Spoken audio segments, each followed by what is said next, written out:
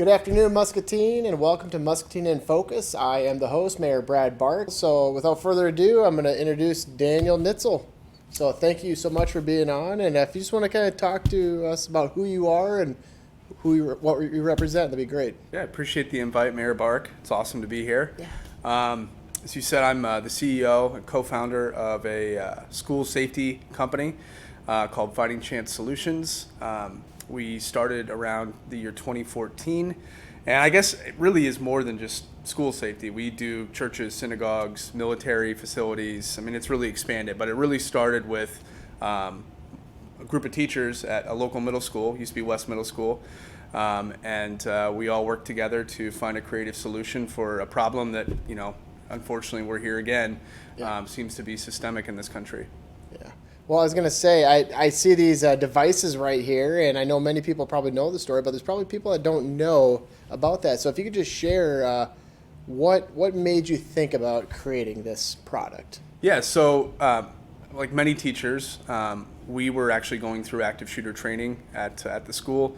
No students were there, but we went through about an hour and a half training, and then we did a hands-on demonstration of applying what they taught us. And one of the things that they talk about, especially after every active shooter situation, is there's new things that law enforcement learns. Okay, there were lessons learned after Columbine, Sandy Hook, Parkland, and now Uvalde. One of the lessons learned after Columbine was that if you hear gunshots, you need to stay out of the hallway. And most classroom doors only lock from the outside, because when they were built, there was really only 2 times a day the teacher would interact with that lock, right? When they're coming in the morning, balancing their coffee to unlock, Yeah. and then when they close the door at night and leave. So the idea of needing to lock your door in a hurry, you didn't need to have it cylindered on the other side, right? So really there was no way to lock the door, secure the door from the inside. The Columbine shooting, most of the murders happened in a kindergarten classroom, and the shooter had stepped out into the hallway to reload, and another teacher down the hall was frantically in the hallway trying to lock her door, and he zipped a few shots down the hallway, struck her. She didn't get her door locked. Now she's struck, classroom's open, and the door's still not secured. Yeah. So they talked about one of the things you can do is many classroom doors have what's called a door closer, and it's in the upper corner, and that you could take like a belt or a cord and kind of survival wrap it, and if you stop those arms from spreading, the door would not open. Right. So we did it. We did the training, and I was in there. It was like me and 5 other teachers, and I'm sitting up on a chair, wrapping it like the best I could. It was like, took me about 2 minutes, right? And the person who was imitating the active shooter was actually firing blanks, so it really got your heart running. He was shooting into a bucket. And so I tied it. We got into the corner. We hid, and we could hear him getting closer. Footstep, footstep, footstep. Then he got to our door, which was kind of eerie, and jiggle on the handle, and I'm like, it held. Look at that. I'm kind of high-fiving my teammates. Yeah. And then the second pull, cord sheared in half. He comes in. He goes, "You're dead. You're dead. You're dead. You're dead." And we're kind of like, well, that kind of stinks. I mean, that's not a solid solution, because first of all, it took us 2 minutes to do something an event that usually lasts about 5 minutes. With the FBI stats, between 5 to 6 minutes, these shootings are over before the bad guys come in. Either the assailant kills themselves, or they are engaged with law enforcement. So I'm like, well, we're 1/3 of the way through an event like this. My wife was a kindergarten classroom teacher at the time. She had 2 doors. So now I'm thinking, well, if it took her 2 minutes, that's 4 minutes into a 5-minute, and she hasn't even addressed her students. So, and it didn't work very well, right? Like, I liked the idea, and the trainer did a great job of explaining it. But there's got to be a way to do that that's more effective and more efficient, right? And so that's where I came up with our first prototype. I love it. Yeah. This is made out of high-quality Rubbermaid container lid that I had in my basement. So I took the geometry of my door closer, and I hot glued it, and this was prototype number 1, and took it into school the next day, slid it on the door closer, and I had one of our counselors, who's now a co-owner, Edwin Cologne, was there, and I had him pull from the outside. Just, not too hard, because this would have broken. Yeah. But to get the idea, the understanding of, okay, I think we're onto something, because it slid on in 1 second and it slid off, right? So then it was like, well, how do we get this into a stronger material so we can really start beta testing? And about 15 to 16 iterations later, we had the final product right here. So That's cool. yeah, so it was out of an abundance of need. And we never really intended to have this be a company. So there's a tie-in with MCC about how this all worked. It was just kind of a crazy set of events that kind of put us on the national stage back in 2014. But we really just planned on continuing teaching, kind of carpetbagging in the summer, and selling this thing, on our summer break. And then it just exploded overnight. I was going to say, looking at this picture that's up here, first of all, indestructible, one-step activation. So you mentioned that it takes time to wrap a cord. If you have a cord that's there, right? Right. To wrap around. It says 2 seconds. Just put it in right away. Mm-hmm. And then the other thing, too, that I think is pretty amazing is usually a lot of doors, education, buildings, things like that, they have to be permitted, right? Mm-hmm. There's no permit modifications at all to this. It's just put the sleeve on and yeah, there you go. Well, this is what was awesome. Like, this is what got me excited as a teacher. I love it. Like, working with my students was like what are the constraints, and then how do we solve the problem within those constraints? And one of the constraints was absolutely right. I had an idea of like, well, I'm just going to get U-brackets and drill them into my door frame, and then kind of create like some sort of medieval, like they would, like a piece of wood that you put there, mm-hmm. The gate, they would stop the gate from going down. And then they were like, well, you can't so much as put a screw into that door because you void the fire warranty, right? So I'm like, okay. So it's like, how do you balance effectiveness, timeliness with the constraints of California? That's probably the state we sell them the most in. Has some of the most strict building codes because of earthquakes. So, we sell a ton of these because no modifications and all that. So it was kind of fun to work through that process with the guys. That's amazing. So, who helped you make these, number one? Right. And are you guys making them specifically, or do you have them coming in from somewhere? Yeah, good question. Because I love the fact that teachers kind of come, there's a need for safety, number one. And number two, there's just a need for quick, easy, affordable, and I see that your website's up here too, but yeah, please. Yeah. Sure. Yeah, so again, it was a process to have these made. 5 out of the 6 owners all worked at the same school. So it was very organic in the beginning. Like our art teacher is one of the co-owners. He did all the patent drawings, cool. Which was kind of fun. He's got his work published. Everyone kind of contributed in their own way. And then we brought on my old former neighbor, who was a tradesman, who did all of the welding for it and stuff to do the initial prototypes. So it was one of those things where Carl was like, his name's Carl Negus. We offered him payment, which we didn't have much money at the time, mm-hmm. or we could say, hey, or you can have equity in this company that we're going to form. And he took the equity, which was a smart decision. That's great. Yeah, That's so great. They were made in Muscatine, Fabricators Plus, and then it's no longer an option. And we actually have them made in Fort Lauderdale, Florida, by a former Muscatine resident, Daryl Soderman. So we always try to keep like a Muscatine connection with everything we do, our printing, everything. And so on the big orders, we drop ship from Fort Lauderdale just directly to the schools. And the smaller orders, we fill out here at our headquarters out of mailboxes and Parcel Depot. So we try to keep about 1,500 units on hand. Yeah, how cool is that? Now you have a depot to send everything out. Shipping baron now. Right, yeah. Most definitely. Yeah. But yeah, so talk to me about these, the website that's up here that Chad has. Yeah, so again, this was fun. This was all part of kind of that organic process. This is probably website 4.0, but the original one were all of us meeting on the weekends, at nights, learning how to code, learning how to build a website, which would end up crashing when we first launched, Sure. Which will be the next story we tell. But yeah, this is the website's pretty user-friendly. We do not sell on Amazon. We sell directly through us. We want hands on every order. We want to be interacting with customers. When you call us, you're always going to get a human voice. We deal with small districts, we deal with large districts.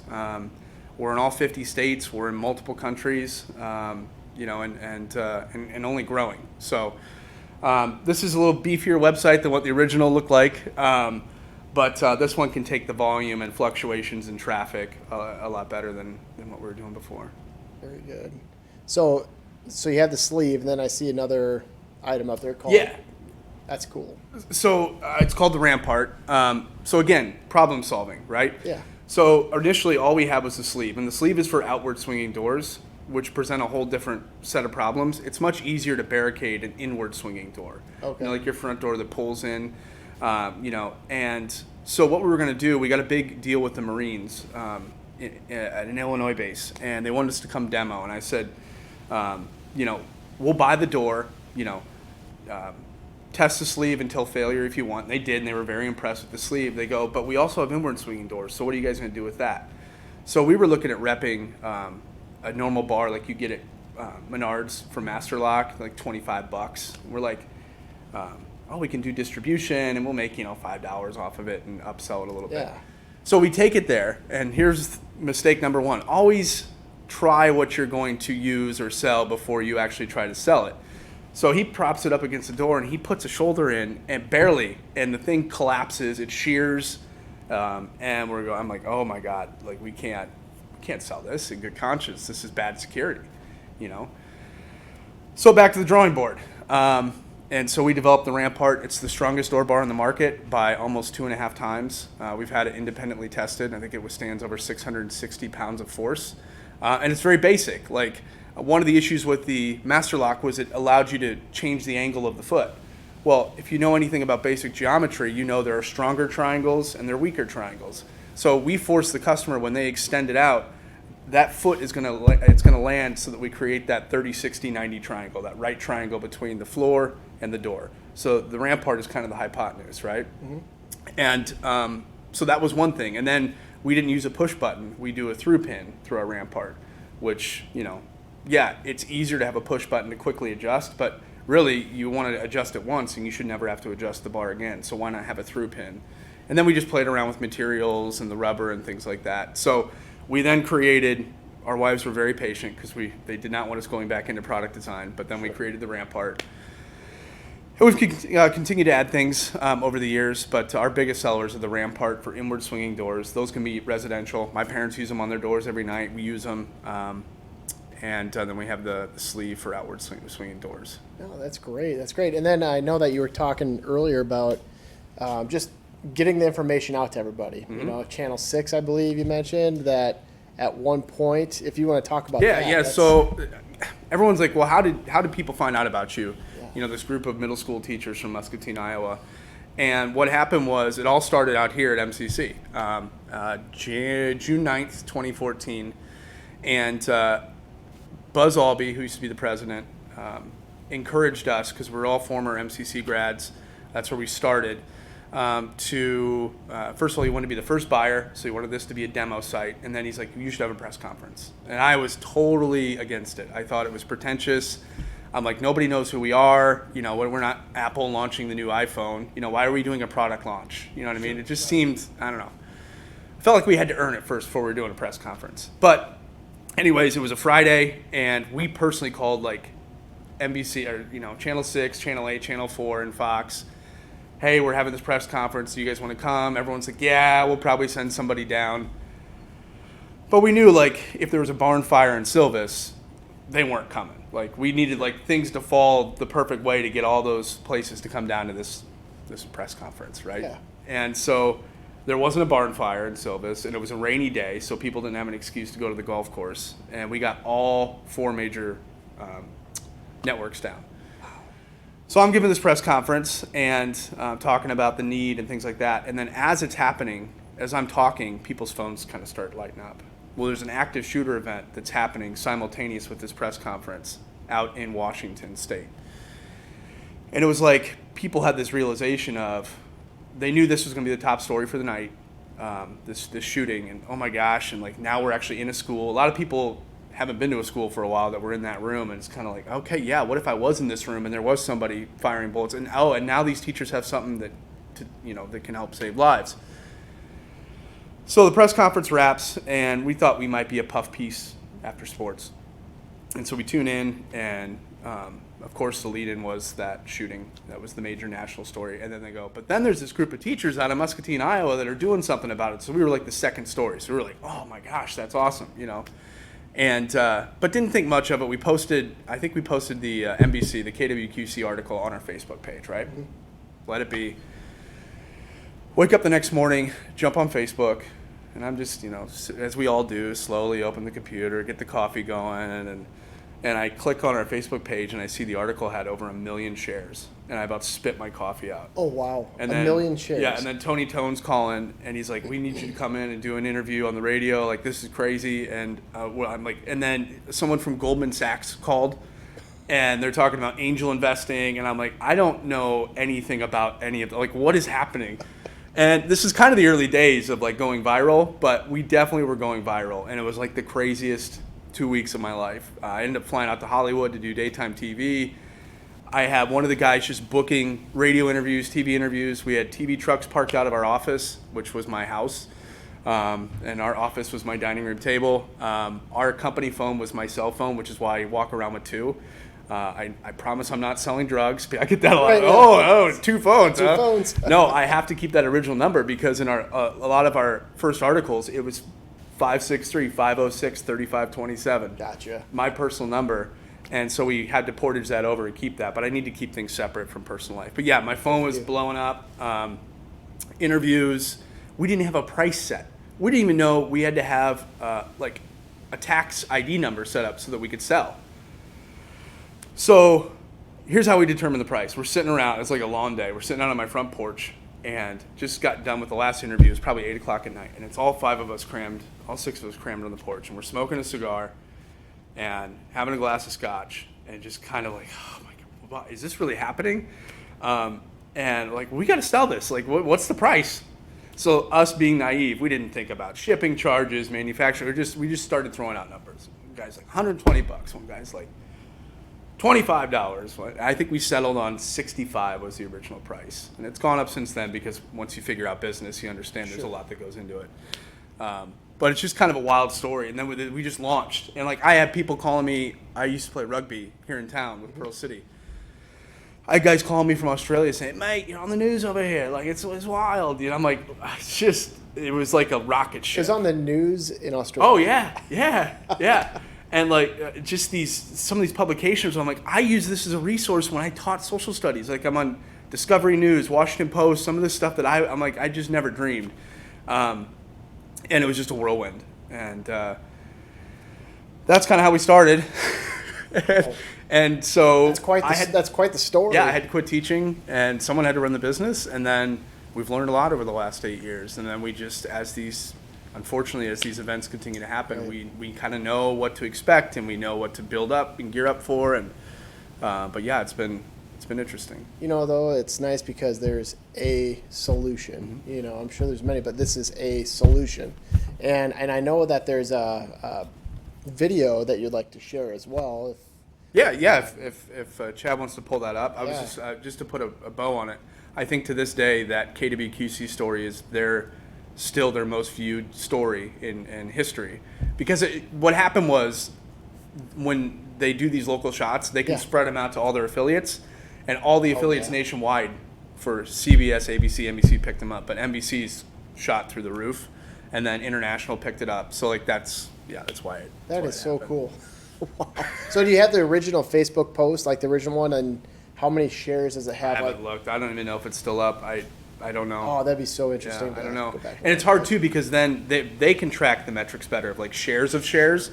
The original post, I don't even know how that would perform at this point, just to see how it all went, where it went. That's pretty cool. Well, very good. Yeah. We'll check this out and then Bill will talk in just afterwards as well.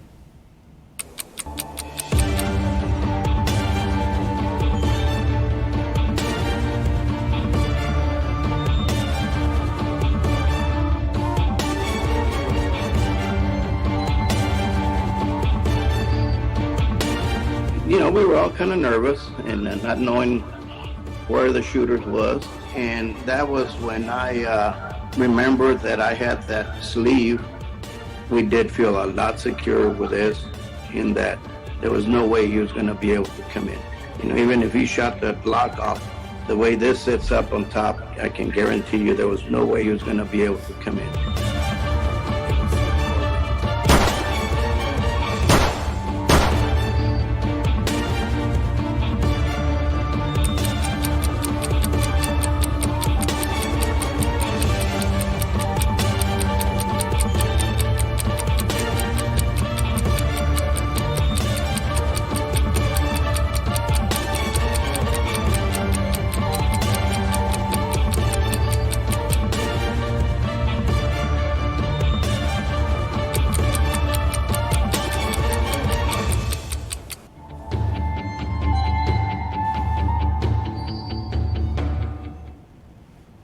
I have to say, just the fact that it takes X amount of time to get a rope, wrap it around. You could like, not that you want to run out in the hallway, but I mean, you'd be able to like put up so many of these sleeves in a really quick time frame compared to. But this is amazing, and I'm so glad that you guys came together. You saw a need. There's a focus on safety for our children that go to school, and then your children that go to school too. But just that knowing that they could be safe at that point. So Yeah, you touched on it. I think that there's a lot of debate, discussion, things like that. People try to pull me into debates about different elements of active school shootings and things like that. I just tell them I have no interest in discussing that because I can't do anything about that. That's at a higher level than me. I'm doing what I can do. We're doing what we can do on our level, and that's really what I try to keep the discussion at. Because we can talk in circles about lots of different things, but that was always the thing. Is like we can do something about this. This is something pretty simple that we can do. No, that's great. Well, in closing remarks, is there anything you'd like to share to your audience? I guess again, I want to thank Muscatine. This has been a great town. We needed a lot of help in the beginning. We got a lot of help from individuals in the community that gave us confidence to launch this business. There were a lot of ups and downs, but this town's always been great to us. It's a great place to raise a family. I think we've got some great things that are continuing to happen, and I'm excited for the future. And I'm excited to be a part of that, and I'm excited that our company can be a part of that too. So I just appreciate the invite, and I'm sure we'll talk again soon. Yeah, thank you so much, Daniel. And next we have Jeff Osborne, second ward council member, who's going to talk about everything going on in his ward. And again, I really urge everybody, if there's any questions, anything you'd like to see on the show, to please reach out to myself, bbark@muscatineio.gov. And we'll definitely get that on the show. So thank you so much. And I just want to remember everybody to be your best, and thank you so much for watching.